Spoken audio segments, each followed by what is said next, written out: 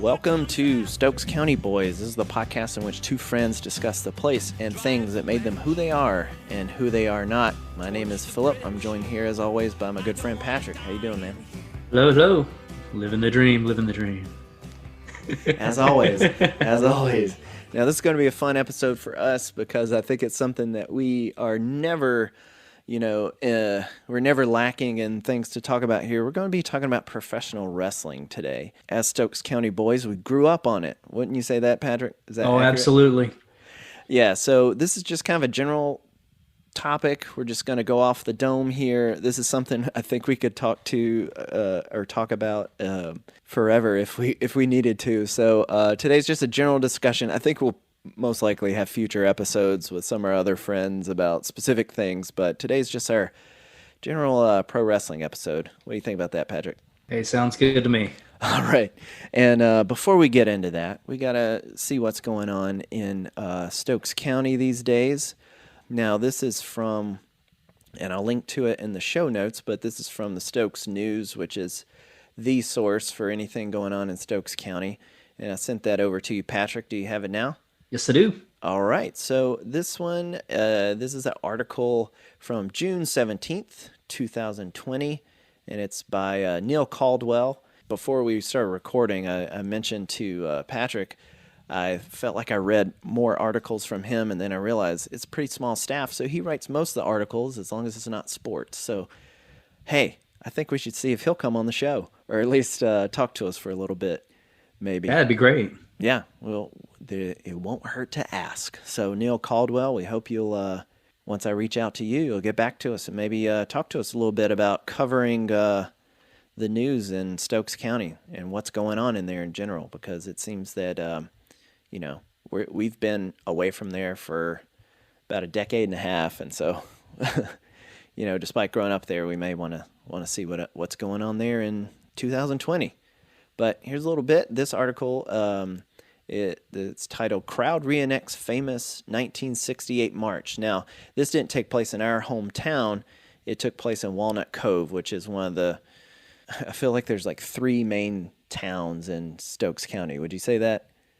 Well, you've got the most populated areas, of course, are King, Walnut Cove, and then Danbury. Right. Danbury is actually really small. I was looking at the population when we were prepping to launch this, and I forget what it is off the top of my head, but it's actually very small. But it is the county seat, so that's where the county government is located. Mm-hmm. But, yeah, so this takes place in Walnut Cove. Now, we'll say Walnut Cove is pretty much one of the few towns that has any significant black population in Stokes County. Is that accurate? Yeah. I get that impression because, as we said, Stokes County in general is 95% white. King is about the same. Walnut Cove is a little bit different. All right, so I'll just read a little bit. We'll talk about what we have here. So Caldwell starts out, standing in the doorway at the gym of London School, Reverend Gregory Harrison turns the clock back to 1968, and a protest march was a seminal moment in the town's history, leading to full integration. Now, London Elementary is an important school personally because your mom taught there, right, Patrick? She did for years. It was Walnut Cove Elementary for a while. Mm-hmm. And then, they changed the name. I can't tell you what year, but they changed the name to London Elementary in honor of, the old London High School. It says here that Hairston was the teenage leader of the march in 1968, and he notes that we're kind of dealing with some of the same issues today. He, quote, "We're still in a fight. 52 years later, how far have we gone? Seems like everything's being reversed, but I thank God for those people who take a stand. We just can't sit back there and talk about the situation. You've got to get out and make a difference." And it said the event was organized by United in Christ, which is a local youth group, and they reenacted the 1968 march from the school, London Elementary, down Main Street to Vernon's Grill, where the crowd asked the restaurant for the right to be seated in the dining room alongside white customers. I assume that was in 1968. And today this site is a popular restaurant, the Milk Bar. So I thought this is pretty interesting news from from Walnut Cove. This is a pretty cool, and it was a pretty symbolically and just significant now, a way to kind of hark to the past. I mean, in some ways it's bittersweet, as they said, because the folks in this community are fighting for some of the same issues that they were in 1968. But I thought this was a great news piece from Walnut Cove. Oh, absolutely. It's good to see that people are stepping out and not being afraid to march and be vocal about the social issues that we're facing right now. It's scary to think that you're reenacting something from so long ago that is still a major issue, but it's nice to see that the fight's still there. And, of if not now, then when? Yeah. And I think that we're seeing across America in this crazy summer of 2020 that people are standing out and speaking out. And in a rural area such as Stokes County, it's nice to see that people are speaking up for equal rights regardless of race. I think that's phenomenal. And it's sad that it's 2020 and we're still having the conversation, but I don't think that conversation's ever going to stop being had. We just have to keep having it and keep fighting for equity across the board. Right. Yeah, and it also said, this is interesting, so this might be something we kind of look into as well, is it said during that march they went, there was like a big tent set up and they had like pizza and a movie, but the movie they watched was called Celebrating Courage, and it's a documentary about John L. Hairston, who was a principal at that London school that London Elementary was named after. So that might be something we look into and maybe cover on the show at some point. Absolutely. Because there's not too many, as we've kind of stated before, we're at a loss to have readily handy, items of history from the area we grew up in, and this was kind of a cool callback. This is an interesting callback to Walnut Cove's history in particular, and I guess wider Stokes County. That was a little bright spot in recent news from Stokes County, I'd say. And when we come back, we're not just going to cover Walnut Cove news today. When we come back, we're going to get into all things pro wrestling, since we're going from, important topics to trivial things, but so be it. Right, Patrick? Oh, yeah. All right. We'll be back after this. What's up, everybody? If you haven't heard about Anchor, it's the easiest way to make a podcast. Let me explain. 1, it's free. 2, it's creation tools that allow you to record and edit your podcast right from your phone or computer. 3, Anchor will distribute the podcast for you, so it can be heard on Spotify, Apple Podcasts, and many more. This is a big one because it's really hard. I've done it manually. It's not fun to get it on all those websites. And lastly, you can make money from your podcast with no minimum listenership. That's what we're doing, Patrick, and trust me, they'll pay us. It's everything you need to make a podcast in one place. So download the free Anchor app and go to anchor.fm to get started. Now back to the show. Oh, one last thing before we get back to the show. Please go to our Anchor website at anchor.fm/scboys/support, and you can support the show for as little as 99 cents per month. What do you get in return? Well, the show keeps going, and the other thing, any supporter will get a shout out on the show, so you'll be entered into the record of the Stokes County Boys. And also, if you'd like, we'll reach out to you, and you can choose the topic of a future episode. Thanks in advance for your support. Now back to the show.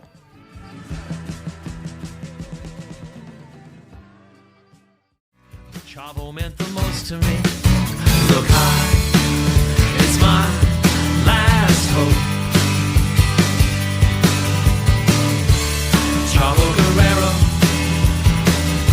coming off the top rope. And we're back. All right, Patrick. Today we decided to cover in general the world of professional wrestling. Now, this is something that we kind of latched on to as kids. We got back into it when we were teenagers, and somehow as adults in our 30s, we got back into it again. So I guess to start off, Patrick, can you talk about your earliest memory of professional wrestling in your life? Well, I think it's important to look at in our lives with our groups of friends, and again, growing up in Stokes County. And I know Stokes County is not the only place that watches professional wrestling. It was something that you found a lot of people had it in common, whether they're watching WWE or WWF at the time or NWA that turned into WCW. It was something that enough people in our social networks knew and could discuss. And so, it's something that binds people together. And you hear the whole arguments, oh, this is not real. You know what? It's a television show. It's a fictional television show. Yeah. It's a story. It's storytelling. It's like figure skating. You've got this choreographed thing that, it's beautiful and it's fun. And it's also violent. I won't deny the allure of violence, especially in a you think about movies and action movies and things like that. There's something that draws you there. This is very similar to me, but it's essentially a live stunt show with storylines. Exactly, and it's fun. But I look back to what got me into wrestling. Yeah, and I have to say it's Sting. And I'm talking Surfer Boy Sting. I don't know why. I don't know how. I don't know if it was just something that was on the television and I got fascinated with it. Yeah. I don't know. Yeah. But I remember being kindergarten, first, second grade. Sting, this blonde-haired, spiky surfer-looking boy from Venice Beach, California, comes out and I was captivated by just the athleticism that I saw. And of course, when you're in first grade, it's hard to fully understand, like we know now, about the spots and understanding, like, okay, what's actually happening? You think that you're watching something that kind of is like a sport where you don't necessarily know that the outcome is predetermined. And so I was completely sucked in as a kid into this story that I'm seeing. I loved sports for as long as I could remember. And so, this was kind of the best of all worlds for a 6, 7, 8-year-old. Yeah. I remember seeing on the weekends, a couple of specific moments that have always stood out to me, which I think laid a foundation for me. And again, it's centered around Sting. At the time, I was all about NWA. I was all about that stuff. I recognized that Hulk Hogan existed and the WWF existed. I knew that they were there and I would watch, but I was more about Sting and this. I thought Ric Flair was the worst person. He was a heel. And so I'm thinking he's awful. But Muta, the great Muta, scared me. Oh, yeah. Because he was almost invincible. You couldn't beat him. He was just so scary to me because he had the mist. And he would spray that mist into people's faces, all that. But a specific moment is when Terry Funk attacked Ric Flair along with the great Muta. Gary Hart was there as the manager, and Sting came out to save Ric Flair. Oh, there we go. And so all of a sudden you have Ric Flair kind of turn into being a good guy because Sting is the greatest guy. And it started a rivalry between those four competitors. And so that's probably the earliest specific memory I had where I'm thinking, holy crap, this is unreal. This is amazing. And it opened doors for while you're waiting on that payoff, you're watching the Steiner brothers, you're watching Lex Luger, you're watching these other players in the game. And remember, Philip, those days when you would watch the televised broadcasts of wrestling, it was not like when you watch WWE now, where every match is developing a story and every match involves characters that are integral to multiple storylines. You've got at the time jobbers that are there just to lose. And so you've got you've got these matches that are not these epic stories. It's just a simple kind of going through the motions. And I don't mean that to be degrading at all. It's just the idea is that Ric Flair's going to win because he's fighting somebody that you've never heard of. And it's to make him look good, to build up for a Clash of the Champions or Starrcade or something later. It functions to show his like dominance. At the same time, you see whoever he's going to face at some big event that'll be paid for, or this pay-per-view event to build up to them finally going after each other or whatever it may be. But yeah, I think for me, my earliest memory, my uncle took me and my brother to a wrestling, like a house show, which is, if you don't know, it's just a show that is not televised. It's just for the audience that's there. So it was in Winston-Salem. I looked back recently, maybe a couple years ago, because I was like, how old was I when I went there? And I was able, because of the glories of the internet, all these shows are archived, and it had all the matches, or most of the matches listed. It was in 1987. I went to a WWF. I was 4 years old, and the main event was Hulk Hogan and Kamala. I just remember, and I also saw like the Hart Foundation, so Bret Hart was there. The Killer Bees, there was, if you remember that tag team. Yeah, and I don't remember much else, but I remember those two matches. And yeah, that was my first. And I did not have cable. So my only access to a wrestling show was Saturdays on, I think, NBC. The NBC affiliate was WWF Superstars. So that was the only wrestling I saw originally, was that. So our house, despite, like you were saying, you were more of an NWA, WCW originally, and that was, I mean, and we were in the area for like Ric Flair, and there's like these classic matches of like Ric Flair and Ricky Steamboat or something in the Greensboro Coliseum.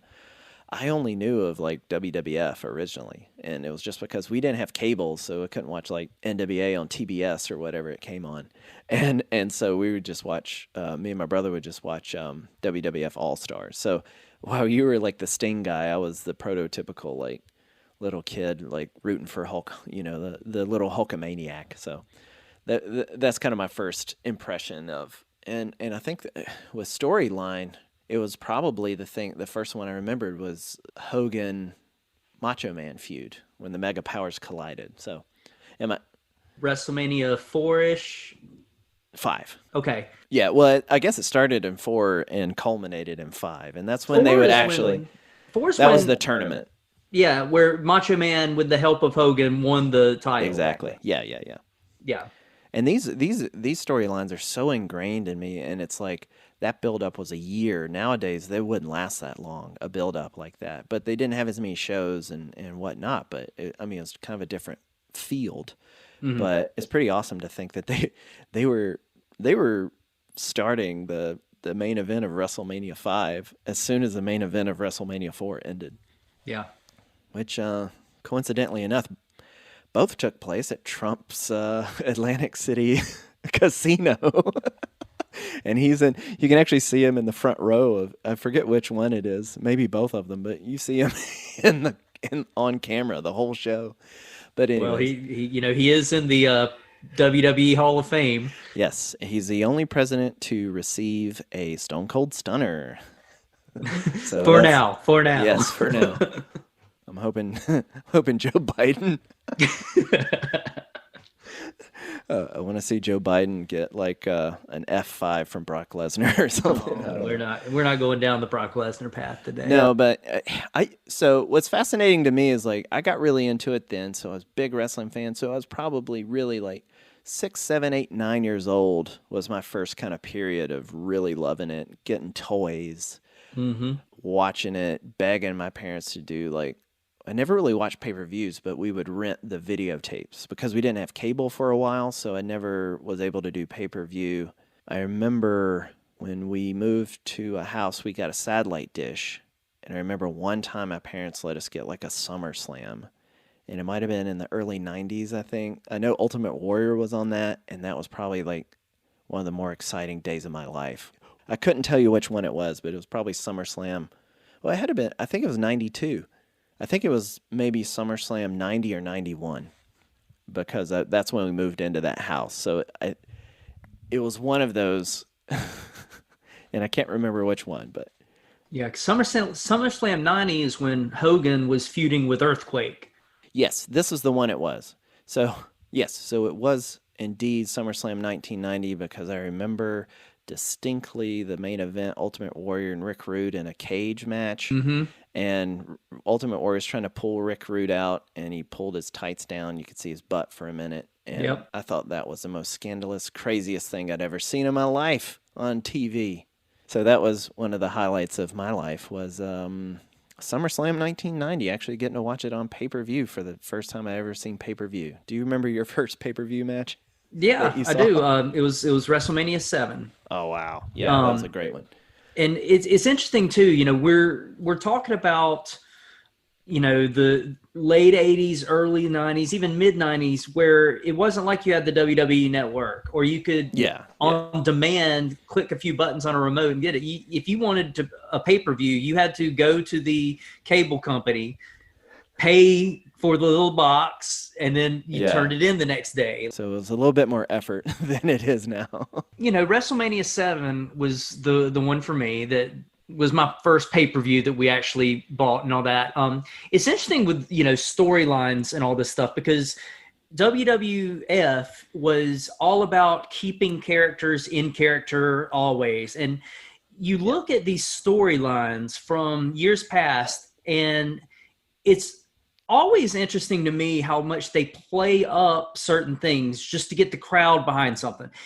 This was at the time of the Gulf War in Iraq. Yeah. And so Sergeant Slaughter, who was the real American hero from G.I. Joe, also a wrestler in the WWF, had turned on America. And of course you had to have the great American boy Hulk Hogan to bring everything back and end the war in Iraq by pinning Slaughter at WrestleMania. It was really funny because they had planned this storyline when we were about to go to a war with Iraq. And remember, this is for the first time, you know, the Daddy Bush Iraq war. And the funny thing is he like turned on America. He won the WWF title in like January at the Royal Rumble. But by the time they got to WrestleMania, the war was already over because it only lasted like 2 weeks. You know, you're right. It's funny though, and especially, you know, again, summer of 2020 here. Philip, I don't know if you were paying attention. Disney World is changing Splash Mountain. I saw that. Yeah. I think that's great. Yeah. I'm a big fan of The Princess and the Frog, which is, you know, what they're going to be reimagining the ride to be instead of Splash Mountain with the Song of the South and all that, you know. But it's interesting to look at like time and place. And I'm not saying that in terms of right and wrong. I'm saying in time and place, there's different standards that are deemed acceptable for better or for worse. And if you look throughout the history of professional wrestling in our lifetimes, it's amazing how much they play up kind of nationalism. And it's you've always got the bad guy who's going to be from some foreign country. It's, you know, the Russian, you've got, and they even go so far as like, you know, no country is safe. Like, do you remember the Mountie? Yes. Oh, Canada. Like, it's interesting looking back at those old wrestling moments now. As you were mentioning, like the Great Muta, I mean, there is that, I mean, it plays on, you know, one thing I do appreciate about professional wrestling is like it's almost a fun house mirror reflecting back at you our own culture.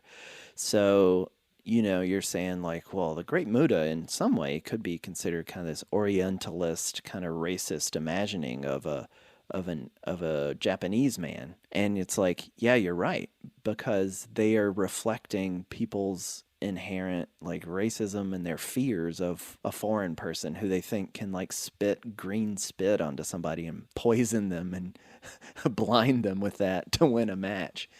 And you know, but it is what it is. And then you have like you were saying, WrestleMania 7, where you have not only Sergeant Slaughter, who became an Iraqi sympathizer and got the boots from Saddam Hussein to wrestle in, but you also have, you know, the Iron Sheik. They just turned him, who was legitimately from Iran, and was like a bodyguard to the Shah and a legit wrestler. They just quickly, and he came to prominence in the late 70s during the Iran-Contra scandal under the Jimmy Carter administration. Well, they just made him an Iraqi, during this little bit. You mentioned the Iron Sheik. I can't not think of the Iron Sheik and Hulk Hogan. Yeah. In an infamous moment for him. Yeah, we don't have to do. He had a little whoopsie there. We may link the video on the YouTube at the show notes, but we don't need to really discuss. But I will say I did not get WrestleMania 7, the pay-per-view, but I distinctly remember as soon as I woke up in the morning, I was like, "Did Hulk Hogan win?" I knew when it was, and I was like nervous all night. As I guess I was like 8 years old at the time, and I was so nervous. I was like, "Is he gonna win? I can't believe like Hulk Hogan has to win."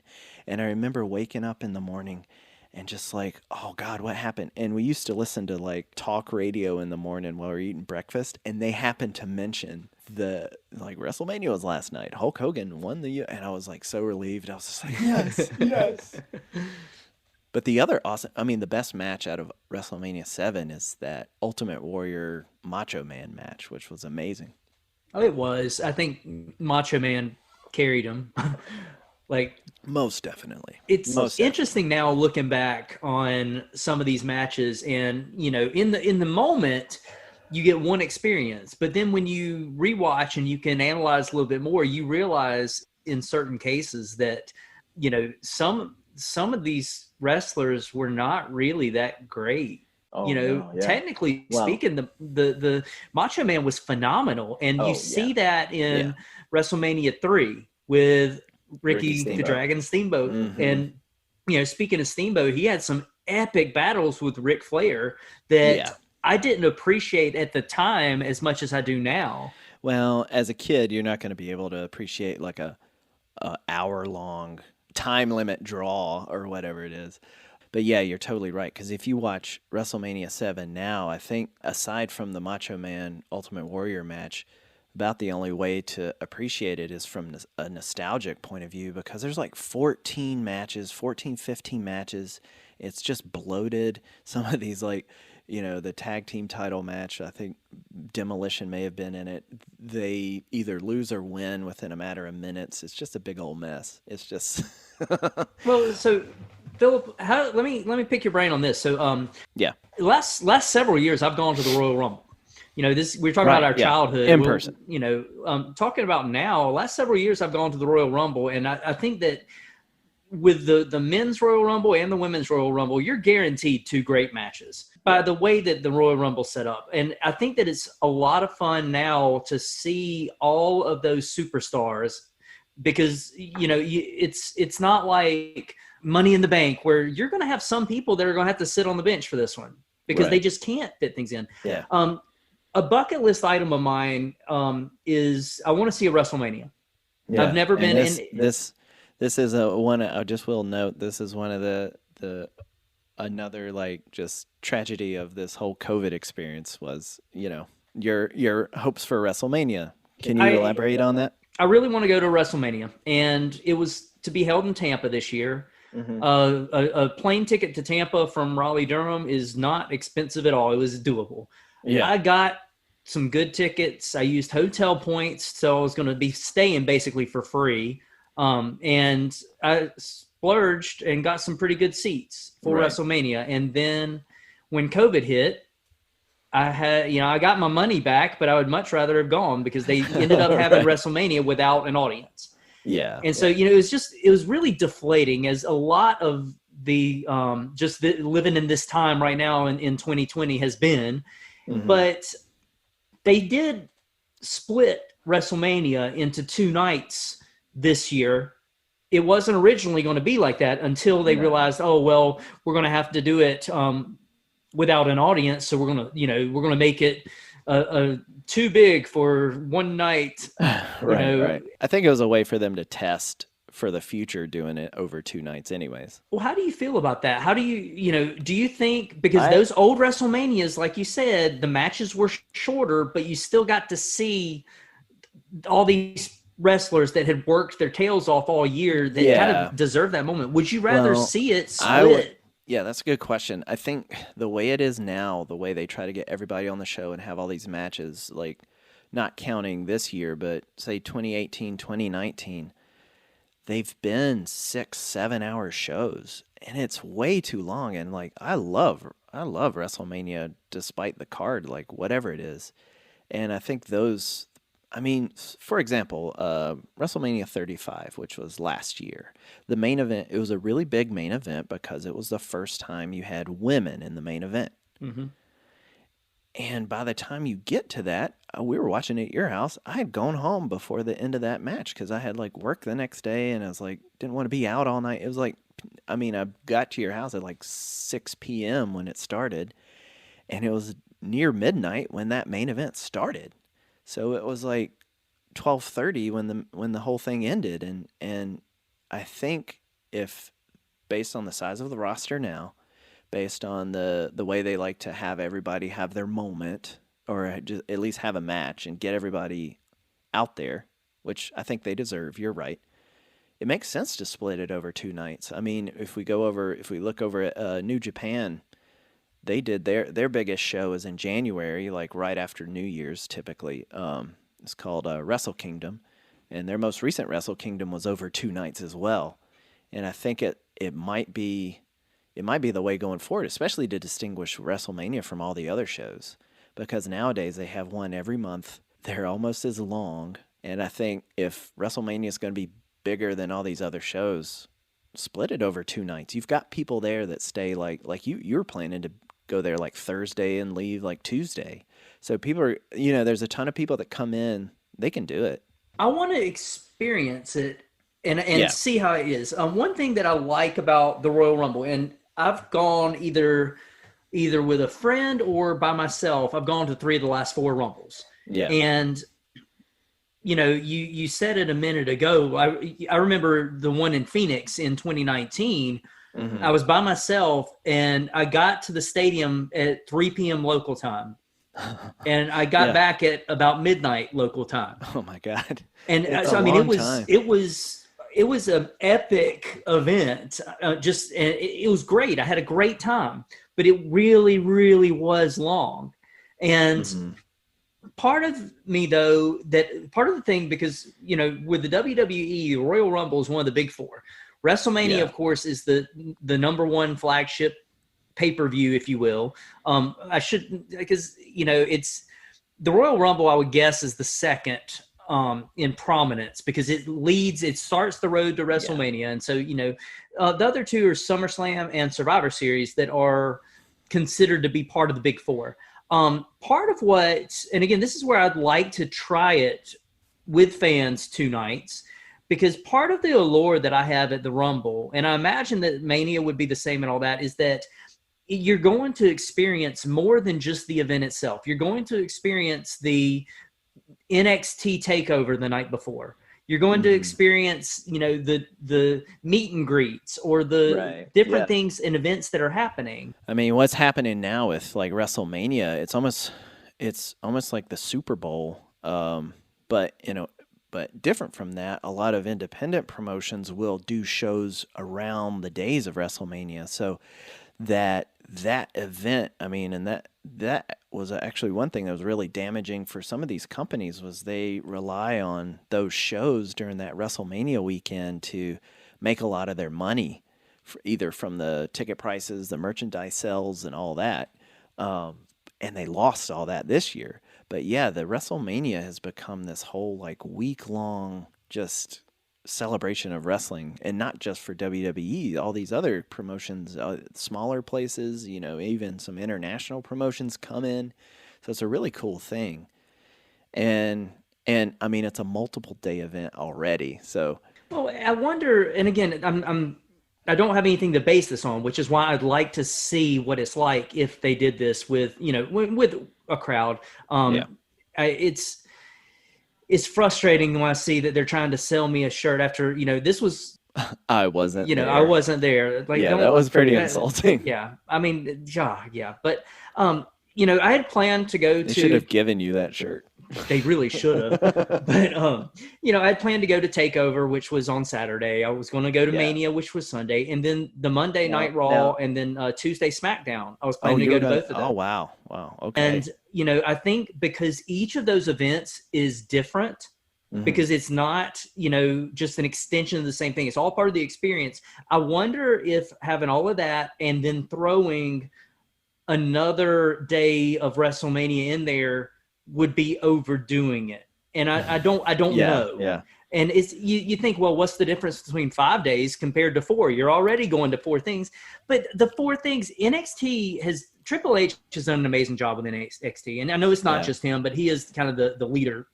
Right. I'll just note, just in case you don't know, NXT is it's almost like it's a developmental system for WWE. It's almost like a minor league, like AAA baseball going into Major League Baseball. But it's turned into an entity that really it's kind of its stands own thing. Well, it's really WWE's version of cool independent wrestling. Yeah. They had to co-opt that to make money off of that without doing it on WrestleMania night. Right. And, the Monday after WrestleMania, the Monday Night Raw, and which is in turn, since they split the brand into Raw and SmackDown, the SmackDown after WrestleMania, both of those have become known for being pretty wild and crazy. It's a new experience than a typical Monday Night Raw television show. Showing up that have been injured or out for a while. You get people that have been not in the company for a while to come back, and it's always really fun because you never know what's going to happen. It kind of launches the next year of storylines or whatever. Right.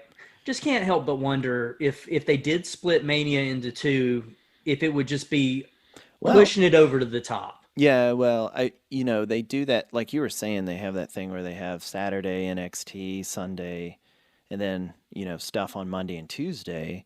But if you had, WrestleMania over Saturday and Sunday, you could probably pepper in some big NXT matches and just not have that isolated NXT show, You could have an NXT championship match or women's NXT and championship during WrestleMania and still have that Raw afterwards. Or you could do Friday, Saturday, Sunday, Monday, and since now that SmackDown's live on Fridays, they'll just do that on Friday in whatever town. I wonder how the NXT talent would feel if they did that, though, if they incorporated that into Mania, which is, who wouldn't want to have a Mania match? But then you wouldn't be featuring some of those athletes that have spent so long. Yeah, you're right. Saying that, you probably shouldn't do it. But,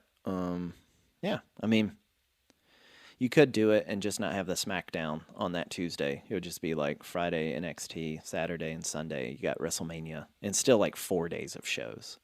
So it wouldn't be really splitting the audience 5 ways. It would still be the same. But I think I may have said Tuesday SmackDown. I believe that by this year's Mania they had moved to Fridays. Okay. And so I think I was going to go Friday, not Tuesday. So now that I reflect a little bit more. Oh, that's fine. Yeah. So I just misspoke on the. There's still a lot of shows. It is.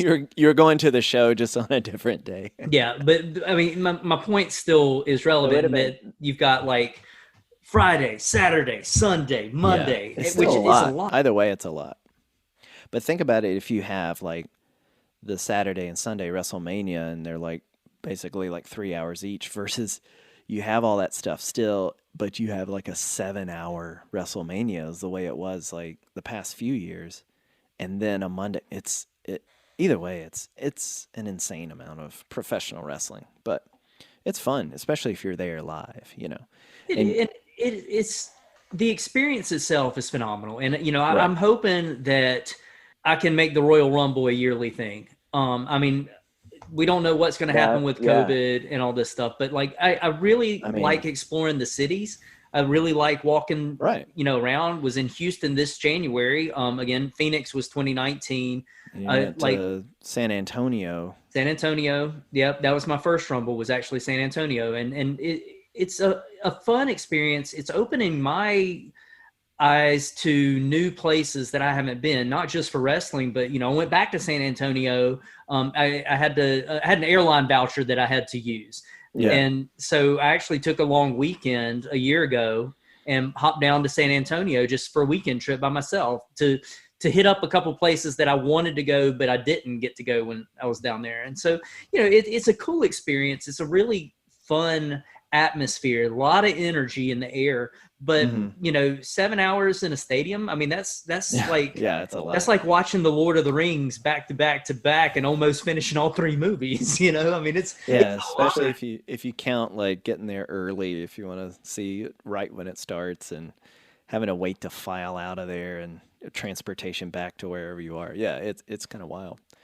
Well, Patrick, I think we can just leave it there for just a preliminary wrestling discussion. There's much more to discuss because we really only covered, 1990, 91, and the past few years, just one event. So, and we didn't even talk about the Great American Bash, where Sting won his first heavyweight title against the Nature Boy.